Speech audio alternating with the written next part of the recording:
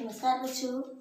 कक्षा 11वीं में आज हम पढ़ने वाले हैं। हमारा टॉपिक चल रहा है संकरण और संकरण के अंतर्गत हमारे पास है sp3d संकरण व sp3d2 संकरण। हम देखेंगे इनके एग्जाम्पल। तो सबसे पहले आप लिख लें sp3d संकरण किसे कहते हैं, उदाहरण सहित समझाइए। sp3d संकरण किसे कहते हैं, उदाहरण सहित समझाइए। तो यहाँ पर आप सबसे पहले डेफिनेशन लिखेंगे। इस प्रकार के संकरण में एक s कक्षक, 3 p कक्षक व एक d कक्षक आपस में संकरण के फलस्वरूप 5 sp3d संकरित कक्षक बनाते हैं, जिससे संकरित कक्षकों की आकृति त्रिकोणीय द्विपिरामिडी होती है। त्रिकोणीय द्विपिरामिडी होती है व बंद कोण 90 डिग्री व 120 डिग्री के होते हैं। दो प्रकार के बंद कोण यहाँ पर पाए जाते हैं। नोट किया आपने। अब हम देखेंगे इसका एग्जाम्पल। तो यहाँ पर PCl5 आप नाम लिख लें इसका, फास्फोरस पेंटाक्लोराइड में sp3d संकरण पाया जाता है। अब इसके बारे में हम नोट करेंगे। फास्फोरस पेंटाक्लोराइड PCl5, तो यहाँ पर जो फास्फोरस परमाणु है इसमें पाया जाता है sp3d संकरण। sp3d संकरण तो किस प्रकार से, अगर हम देखें, फास्फोरस का परमाणु क्रमांक होता है 15 और इसका जो इलेक्ट्रॉनिक विन्यास है 1s2 2s2 2p6 3s2 3p 6 4 10 2 12 और 3 ये 15, ये होता है इसका इलेक्ट्रॉनिक विन्यास। अब हम यहाँ पर देखेंगे जो अंतिम कक्षा है उसमें s कक्षक में 2 इलेक्ट्रॉन और p कक्षक में कितने इलेक्ट्रॉन है, 3 इलेक्ट्रॉन है। तो इस आधार पे ये केवल 3 ही बंध बनाएगा, लेकिन PCl5 में Cl कितने हैं, 5 हैं। तो ये इसका हुआ सामान्य अवस्था का इलेक्ट्रॉनिक विन्यास। अब अगर हम उत्तेजित अवस्था में देखें, क्योंकि इसको 5 बंध बनाना है ना, तो जब इसको 5 बंध बनाना है मतलब यहाँ पर उत्तेजित अवस्था में इसके ये जो s कक्षक के इलेक्ट्रॉन है इसके पास 3d कक्षक कैसे हैं, खाली हैं, रिक्त होते हैं, जिसको हम बना सकते हैं इस प्रकार से। ये कैसे कक्षक है, रिक्त कक्षक है। तो यहाँ पर उत्तेजित अवस्था में इलेक्ट्रॉनिक विन्यास हो जाता है 1s2 2s2 2p6 3s1 3p3 3d1। तो यहाँ पर उत्तेजित अवस्था में s कक्षक का एक इलेक्ट्रॉन उत्तेजित होके कहाँ चला जाता है, d कक्षक में, रिक्त d कक्षक में चला जाता है। अब आप देखेंगे इसके पास कितने अयुग्मित इलेक्ट्रॉन हो गए, 3 4 और 1 5। तो अब ये 5 बंध बना सकता है ना।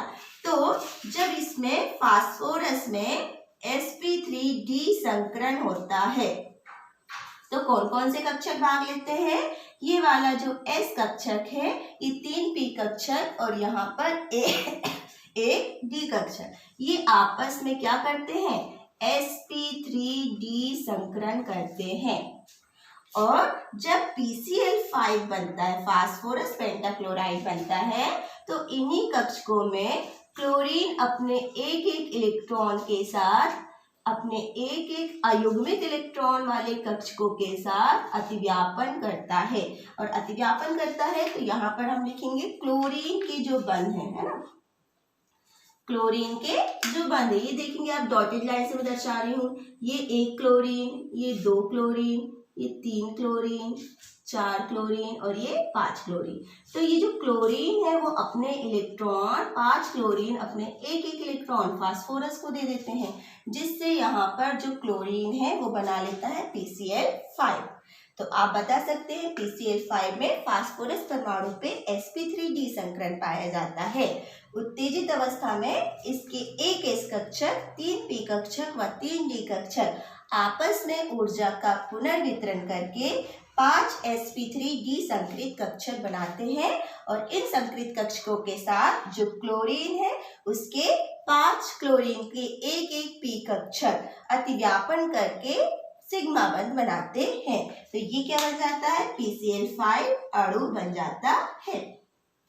अब यहाँ पर इसकी अगर हम आकृति देखें तो हमने पढ़ा कि इसकी आकृति कैसी होती है, त्रिकोणीय द्विपिरामिडी।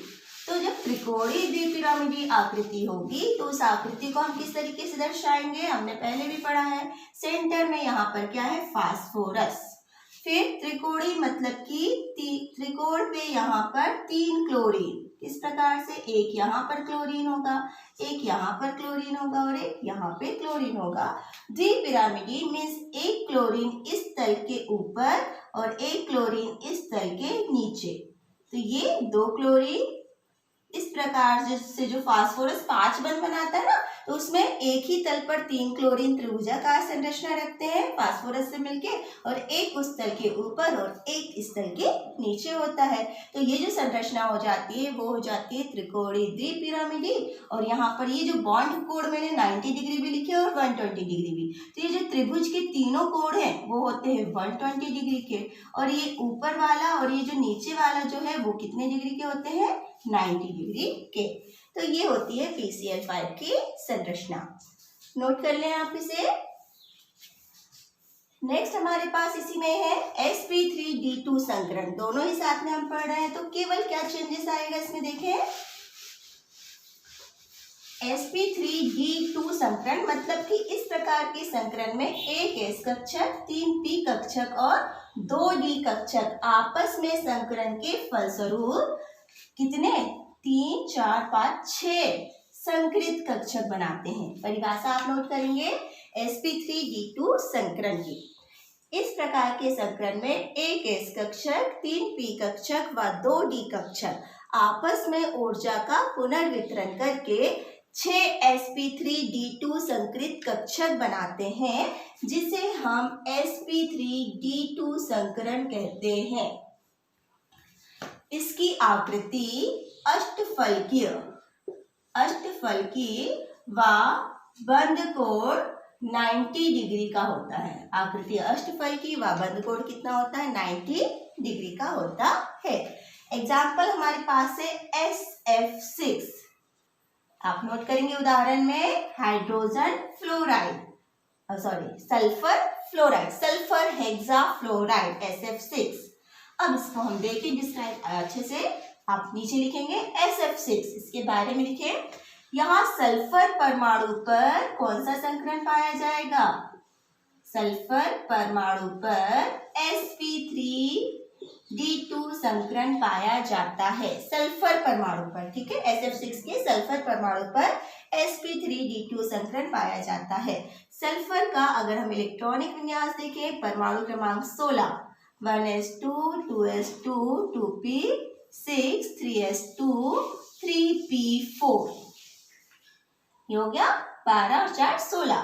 तो यहाँ पर कहा जाता है सामान्य अवस्था में सल्फर के पास s कक्षक में 2 इलेक्ट्रॉन और p कक्षक में 4 इलेक्ट्रॉन है, 1 2 3 और ये 4, और 3d कक्षक कैसा है, इसके पास खाली है। इस कंडीशन में केवल सल्फर कितने बंध बनाएगा, 2 बंध बनाएगा, पर यहाँ पर कितने बंध बना रहा है, SF6 मतलब ये 6 बंध बनाता है। तो अब अगर हम देखें उत्तेजित अवस्था में इसका इलेक्ट्रॉनिक विन्यास, उत्तेजित अवस्था में इसका इलेक्ट्रॉनिक विन्यास क्या हो जाएगा, 1s2 2s2 2p6 3s1, s कक्षक का 1 इलेक्ट्रॉन और 3p3, देखेंगे यहाँ 2 था यहाँ 4 था, s कक्षक का 1 और p कक्षक का 1 इलेक्ट्रॉन 3d कक्षक में चले जाते हैं। इलेक्ट्रॉनिक विन्यास हो गया 3s1 3p3 और 3d2। मीन्स आप देखो s कक्षक में 1 इलेक्ट्रॉन, p कक्षक में 3 इलेक्ट्रॉन और d कक्षक में 5 इलेक्ट्रॉन हो गए, है ना।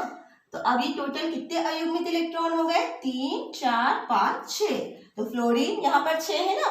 तो उत्तेजित अवस्था में इस प्रकार से 6 अयुग्मित इलेक्ट्रॉन युक्त कक्षक होते हैं और ये आपस में संकरण के फलस्वरूप कौन सा संकरण करेंगे, sp3d2 संकरण, एक s 3p और 2d कक्षक संकरण करते हैं, जिसे हम कहते हैं sp3d संकरण। तो आप यहाँ पर लिखेंगे कि जो सल्फर में उत्तेजित अवस्था में सल्फर के एक s कक्षक, 3 p कक्षक और 2 d कक्षक आपस में ऊर्जा का पुनर्वितरण करके 6 संकरित कक्षक बनाते हैं, जिसे हम sp3d संकरण कहते हैं। और जब यहाँ पर SF6 अणु बनता है तो क्या होता है, यहाँ पर यही s कक्षक, 3 p कक्षक और 2 d कक्षक, जिनमें कैसे इलेक्ट्रॉन है, अभी अयुग्मित इलेक्ट्रॉन है। तो यहाँ पर ये जो सल्फर परमाणु, 6 सल्फर परमाणु और 6 फ्लोरीन परमाणु, यहाँ ये तो सल्फर के हो गए है ना, तो यहाँ पर 6 फ्लोरीन परमाणु अपने अपने एक एक इलेक्ट्रॉन इन कक्षकों में देते हैं और अतिव्यापन करते हैं। डॉटेड लाइन से आप इनको दर्शाएं। तो ये जो 6 फ्लोरीन परमाणु हैं, उनके जो p कक्षक के अयुग्मित इलेक्ट्रॉन युक्त कक्षक है वो sp3d संकरित कक्षों के साथ अतिव्यापन करता है और सिग्मा बंध बनाते हैं। तो ऐसे अणु में इस प्रकार से संकरण और संरचना पाई जाती है ना। तो आप इसके बारे में क्या लिखेंगे, फिर से एक बार सुन लें। आप संरचनाएं सारी बनाएंगे और लिखेंगे SF6 में सल्फर परमाणु पर sp3d2 संकरण पाया जाता है। उत्तेजित अवस्था में इसके एक s कक्षक व 3 p व 2 d कक्षक आपस में sp3d संकरण करते हैं और इन संकरित कक्षकों के साथ 6 फ्लोरीन परमाणु के p कक्षक अतिव्यापन करते हैं, जिसके फलस्वरूप किसका निर्माण होता है, SF अणु का निर्माण होता है। अब अगर इसकी हम संरचना देखें तो अभी हमने क्या पढ़ा कि संकरण के फलस्वरूप जो अणु है उसकी ज्यामिति कैसी हो जाती है, अष्टफलकीय।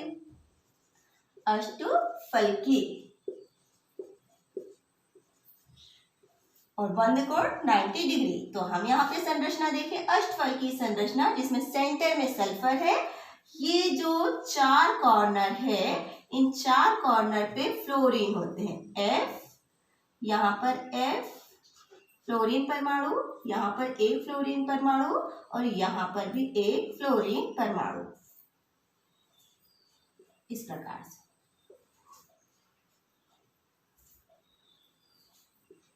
ये 4 फ्लोरीन परमाणु इस प्रकार से एक ही तल पे होते हैं और 2 फ्लोरीन परमाणु एक ऊपर इस तल के और एक इस तल के नीचे। तो जब ये आपस में मिलते हैं तो 8 फलक बनाते हैं, 4 ऊपर और 4 नीचे, इसलिए इस संरचना को कहा जाता है अष्टफलकीय संरचना। और ये जितने भी बॉन्ड एंगल होते हैं, यहाँ पे ये 4 बॉन्ड एंगल जो एक ही तल में है वो भी 90 डिग्री के होते हैं और ये जो ऊपर और नीचे है वो भी कितने डिग्री के होते हैं, 90 डिग्री के। तो ये हो जाती है SF6 अणु की अष्टफलकीय संरचना, जिसमें बॉन्ड एंगल होता है 90 डिग्री का। तो ये दोनों आपके संकरण sp3d संकरण और sp3d2 संकरण पूछे जाते हैं, इनकी संरचना पूछी जाती है, तो आपको दोनों की संरचना बनानी है। इसमें हमने देखा PCl5 की संरचना और ये है SF6 अणु की संरचना। तो आप इसे ध्यान से वीडियो को देखिए, समझें और कॉपी पर नोट करें। Thank you.